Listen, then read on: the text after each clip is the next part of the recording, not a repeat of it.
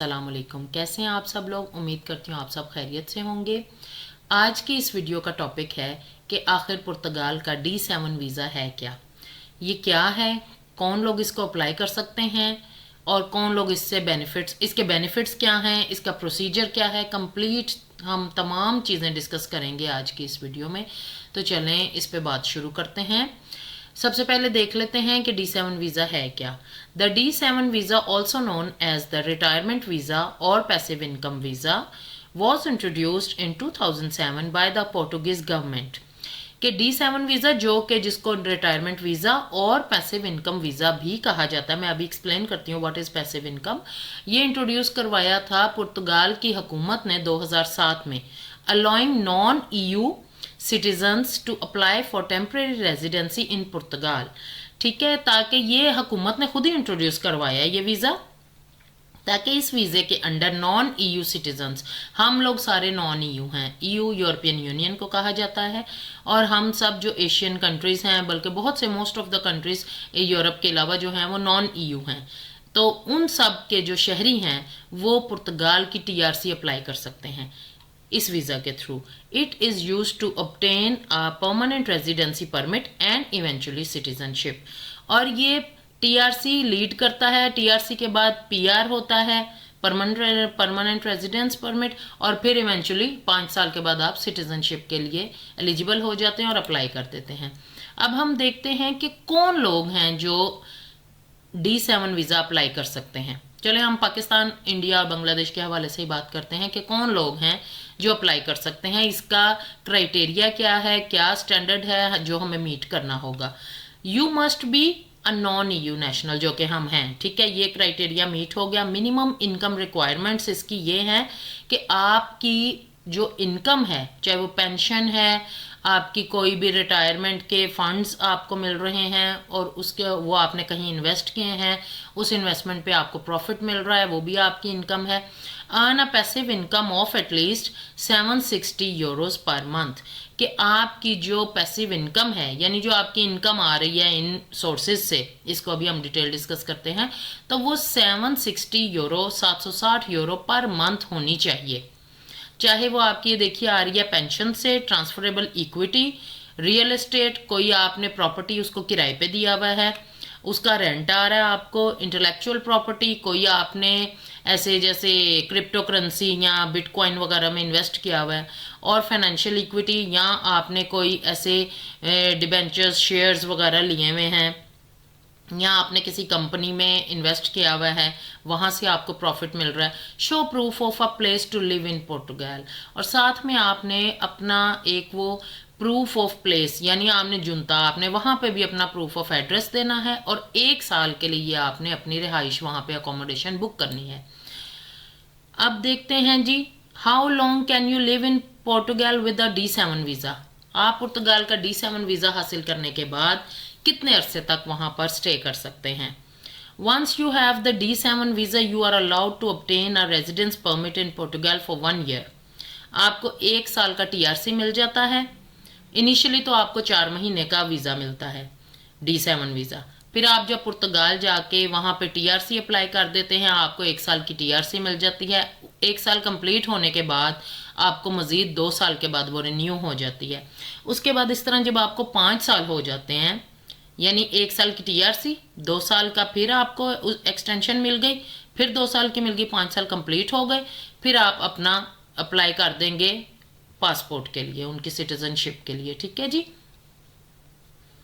अब हम देखते हैं कि D7 वीज़ा हम क्यों अप्लाई करें, कौन लोग कर सकते हैं। सॉरी, मैं पैसिव इनकम पे ज़रा रोशनी डालना भूल गई थी, कि उसको थोड़ा एक्सप्लेन करते हैं। पैसिव इनकम है जी, इसमें यूट्यूब से अगर आप कोई अर्निंग, आपका कोई चैनल है, अब वहाँ से अर्निंग आपकी आती है, उसमें आपने एक बार वीडियो डाल रही है, आप रोज़ तो नहीं डाल रहे, आप उस पर एक्टिवली काम तो नहीं कर रहे, कोई आपका चैनल बना हुआ है, वहाँ से आपको अर्निंग्स आ रही हैं। यूट्यूबर्स भी आ जाते हैं इसमें, लेकिन फ्रीलांसिंग इसमें नहीं आती। कि आपने पहले कोई काम किया हुआ है ऐसा, कोई रेंटल प्रॉपर्टी है, आपको प्रॉपर्टी का आ रहा है किराया, आपको कोई आपने शेयर्स खरीदे हुए किसी कंपनी में, लेकिन आप वहाँ पे एक्टिवली कंपनी में काम तो नहीं कर रहे, आपको प्रॉफिट मिल रहा है मंथली या ईयरली, जैसे भी जिन बेसिस पे भी मिल रहा है आपको वो प्रॉफिट मिल रहा है, आपको कोई ऐसी और पैसिव इनकम है आपकी जो आप एक्टिवली इस वक्त आप काम करके नहीं कमा रहे, आपकी कोई शॉप्स हैं, प्लाजा है, कोई है प्रॉपर्टी है, वो आपने रेंट पे दी हुई है, मसलन इस टाइप के लोग, या आपको रिटायरमेंट, आपकी पेंशन, जो अच्छे ओहदों पर रिटायर होते हैं आपकी पेंशन्स हैं, तो वो सब लोग इसके लिए एलिजिबल हैं और अप्लाई कर सकते हैं। और इसके बेनिफिट्स क्या क्या हैं, आप ज़्यादा देर तक स्टे कर सकते हैं, आपको इनिशियल वीज़ा ही 4 मंथ्स का मिलता है, रेजिडेंस कार्ड बहुत आसानी से आपको मिल जाता है इस वीज़ा की बेसिस पे आपका। लेकिन ये है कि लेटर ऑफ इंटेंट जो आपने बनाना है ना, कि आप क्यों जाके कैसे वहाँ पे सेटल होना चाह रहे हैं, उसके लिए वो आपका बड़ा ज़बरदस्त और कन्विंसिंग किस्म का स्ट्रॉन्ग लेटर ऑफ इंटेंट होना चाहिए। और इसमें आपको फाइनेंशियल थ्रेश होल्ड जो मिनिमम एक रिक्वायरमेंट है 760 यूरो, ये भी एक बेनिफिट है कि कम ही है, इतना कोई ज़्यादा नहीं है ये। और ये लीड्स टू इवेंचुअली ये आपको सिटीजनशिप की तरफ ये डी वीज़ा ले जाता है। राइट टू ट्रैवल, इससे आपको अच्छा ये D7 वीज़ा पे जाने का आपको ये भी फ़ायदा होता है कि आप पूरे शेंगन रीजन में 27 कंट्रीज़ में आप इजीली विदाउट वीज़ा आप कहीं पे भी सैर करके आ सकते हैं, कहीं पे मूव कर सकते हैं। आप अपने होमलैंड में, अपने पाकिस्तान से हैं तो पाकिस्तान आप जब मर्जी आएँ जब मर्जी जाएं, ये आपके पास होता है राइट। और राइट टू फैमिली रीयूनियन, आप अपनी फैमिली को बुला सकते हैं। हेल्थ केयर के benefits like other Portuguese people वो आपको मिल जाते हैं, पुर्तगालियों की तरह ही आपको एजुकेशनल बेनिफिट्स जो उनको मिलते हैं वो आपको मिलते हैं। और सबसे बड़ा benefit under this D7 visa you get is के टैक्स एग्जम्पशन फॉर 10 ईयर्स। आपकी जो ग्लोबल इनकम है, जो पाकिस्तान से आप जिस होमलैंड में जहाँ से आपको ये सारी इनकम आ रही है, वहाँ पे इनकम जो आपको पुर्तगाल में आएगी तो उस पे आपको बिल्कुल टैक्स फ्री है 10 साल के लिए। और उसके अलावा आप जो अगर मज़ीद पुर्तगाल में रहकर कमाते हैं, इन्वेस्टमेंट्स करते हैं, वहाँ से अर्निंग करते हैं, उस पे आपको फ्लैट 20% का टैक्स रेट लगेगा। ये इसके बेनिफिट्स हैं। अब बात कर लेते हैं इसके प्रोसीजर के बारे में कि आखिर हम ये अप्लाई कैसे करेंगे D7 वीज़ा। तो उसकी एप्लीकेशन के लिए हम सबसे पहले अपॉइंटमेंट बुक करनी है एम्बेसी के साथ या कॉन्सुलेट के साथ पुर्तगाल की। उसके बाद आपने जो पाकिस्तानी डॉक्यूमेंट्स हैं वो सब प्रिपेयर करने हैं। इन सब में डॉक्यूमेंट्स में और police clearance certificate, passport, ID card, यानी जो जो आपको शेंगन वीज़ा के लिए चाहिए होते हैं वो सारे डॉक्यूमेंट्स आपने तैयार करने हैं। फिर आपने बैंक अकाउंट की तफसीलात और अदर डॉक्यूमेंट्स मज़ीद ये भी है कि आपको जो इनकम किन किन सोर्सेज से आ रही है उनके बारे में तमाम डॉक्यूमेंट्स। और फिर आपने पुर्तगाल में कंसल्टेंट या लॉयर हायर करना है जो कि आपके बिहाफ पर आपने उसको पावर ऑफ अटर्नी देनी है, आपने उसको अपना अटर्नी मुकर्रर करना है और उसके थ्रू वो आपके बिहाफ पे पुर्तगाल में टैक्स नंबर आपका इशू करवाएगा, जिसके बगैर आप पुर्तगाल में कुछ भी नहीं कर सकते। निफ नंबर, वो नंबर जब आपको इशू हो जाएगा फिर वही अटर्नी या कंसल्टेंट या लॉयर आपका बैंक अकाउंट ओपन करेगा और वहाँ पर आपको उस अपने बैंक अकाउंट में 10,000 यूरोज़ करवाने होंगे जमा।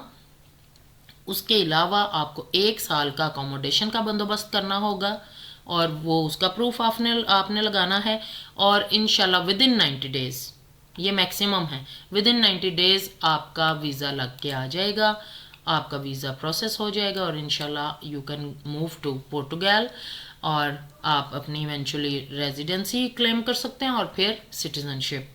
और ये पाकिस्तानियों के लिए माशाल्लाह, हमारे पाकिस्तान में लोगों के पास पैसा तो बहुत है और वो लोग आप अपना शो कर सकते हैं कि आप डॉक्यूमेंट्स भी बना सकते हैं कि जी हमारी ये रेंटल प्रॉपर्टीज़ हैं, ये हमारी पैसिव इनकम के सारे ये सोर्सेज हैं, और आप इस तरह से फुल फैमिली के साथ आप इजीली वहाँ पर सेटल डाउन हो सकते हैं। अच्छा, अब कुछ लोगों के दिमाग में आता है कि जी शायद D7 वीज़ा या डिजिटल नोमैड वीज़ा, D7 और D8 सेम है। इसमें डिफरेंस है कि D7 वीज़ा में है जी कि रिटायरमेंट है या पैसिव इनकम है, ठीक है जी। और जबकि D8 जो वीज़ा है डिजिटल नोमैड वीज़ा, उसमें आप एक्टिवली काम कर रहे होते हैं और आपकी जो जॉब की नेचर है वो रिमोट होती है और आप फ्रीलांसिंग कर रहे होते हैं, ठीक है ना। तो इंशाल्लाह D8 पे भी डिटेल में बात करेंगे सेपरेट वीडियो में। जी, तो उम्मीद करती हूँ मेरी आज की वीडियो आपको अच्छी लगी होगी। मिलते हैं अगली वीडियो में इंशाल्लाह, तब तक के लिए अल्लाह हाफिज़।